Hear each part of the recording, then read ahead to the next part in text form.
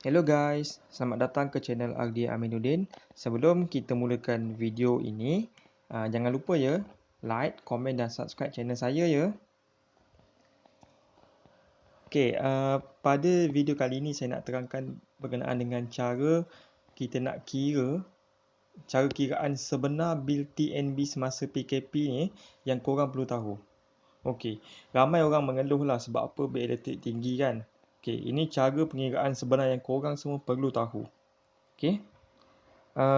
Kita boleh katakan sejak kebelakangan ini uh, TNB memang tak keluarkan bil lah sepanjang tempoh PKP dijalankan. Kira-kira dari bulan Mac lalu dan rata-rata daripada kita menerima bil anggaran sahaja. Okey, anggaran tu kecuali penggunaan yang menggunakan smart meter. Maksud dia penggunaan yang mendapat bacaan sebenar menggunakan smart meter ni seperti yang menggunakan orang kata apa, yang meter yang versi baru tu, yang dia direct terus, kita guna tu dia direct terus boleh check melalui aplikasi TNB. Okay. Jadi untuk yang meter lama ni memang tak boleh nak check lah, so korang kena buat anggaran sajalah. Okay. Bil sebenar hanya mula dibaca bermula pada bulan Jun inilah. So bermula bulan Jun ini baru akan keluar bacaan yang sebenar bil korang pakai berapa.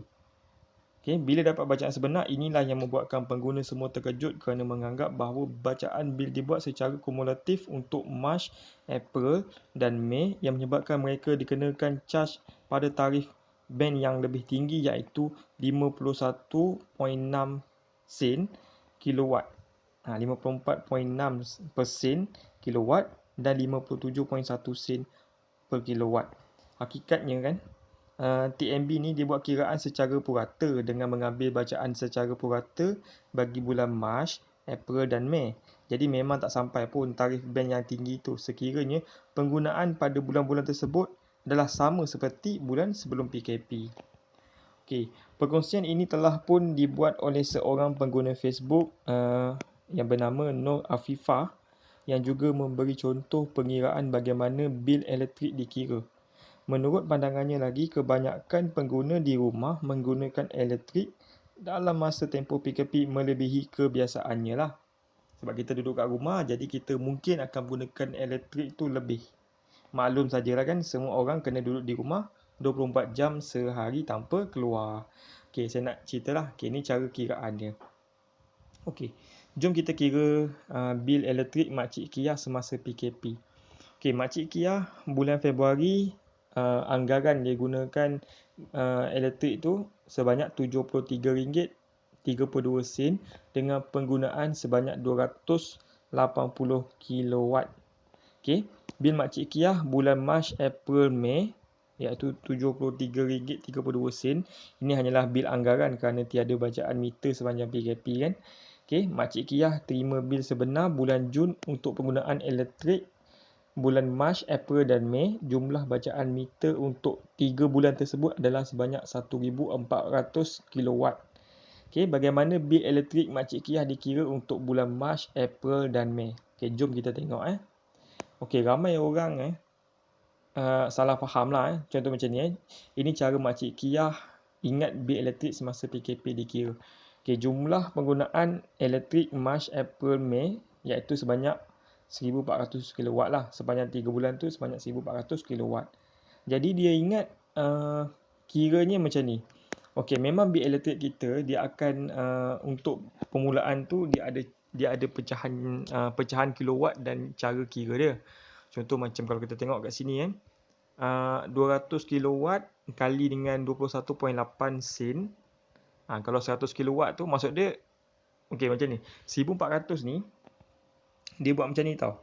1400 okey dia memang susunan untuk kilowatt ni dia kira 200, 100, 300, 300, 500. Memang susunan dia macam tu lah. Kalau kita tengok cara bacaan dia. Dan memang untuk 200 kilowatt pertama tu 21.8. Maksud dia 100 kilowatt kedua tu 33.4 sen per kilowatt. Untuk bacaan ketiga 300 kilowatt tu dia kira 51.6. Keempat 354.6 dan kelima tu memang 500 kali dengan 57.1. Dia pecahkan 1400 tu kepada 5 bahagian. Maksud dia menggunakan semua bahagian yang ada dalam senarai TNB punya per kilowatt tu, 200, 100, 300, 300, 500 untuk nak cukupkan 1400. Maksud dia 200 tambah 100 tambah 300 tambah 300 tambah 500, so total jadi 1400. Dia pecahkan macam tu dan dikali pula dengan persen dengan kilowatt tu, so dia dapat total jumlah bil elektrik pada Mac, April dan Mei tu adalah RM681.10. Okey, ini cara ni adalah tak betul lah. Makcik Kia cara dia kira ni adalah salah. Okey, jom kita tengok cara yang sebenar. Okey. Kita menggunakan purata yang sama. Okey, macam ni Okey, jumlah penggunaan elektrik untuk 3 bulan tu adalah 1400 kilowatt. Okey. Penggunaan untuk 3 bulan tu, okey, 1400 kilowatt tu dibahagi dulu dengan 3 lah.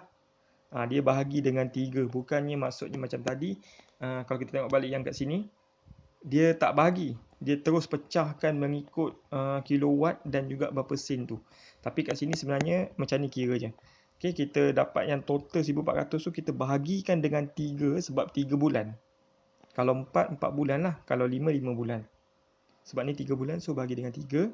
So 1400 bahagi dengan 3 dapat 350 kilowatt untuk sebulan.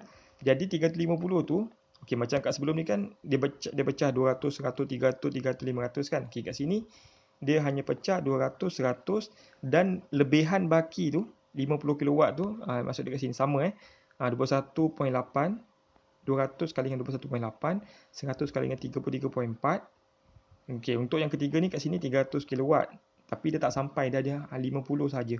So 50 kali dengan 51.6. Macam ni, 50 kali dengan 51.6.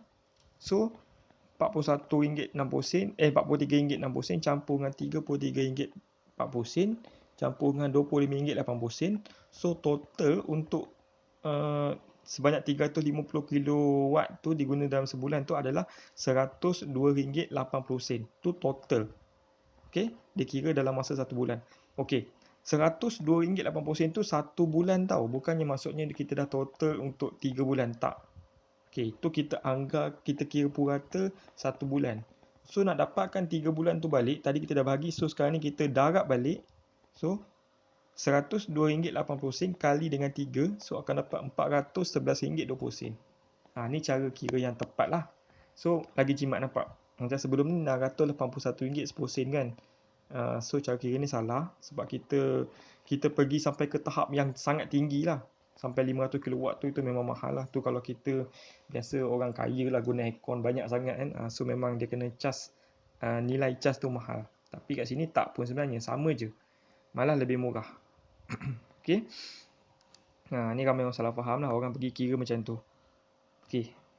Jadi, Makcik Kia tak perlu risau. Jumlah bil elektrik untuk bulan Mac, April dan Mei ialah RM411.20.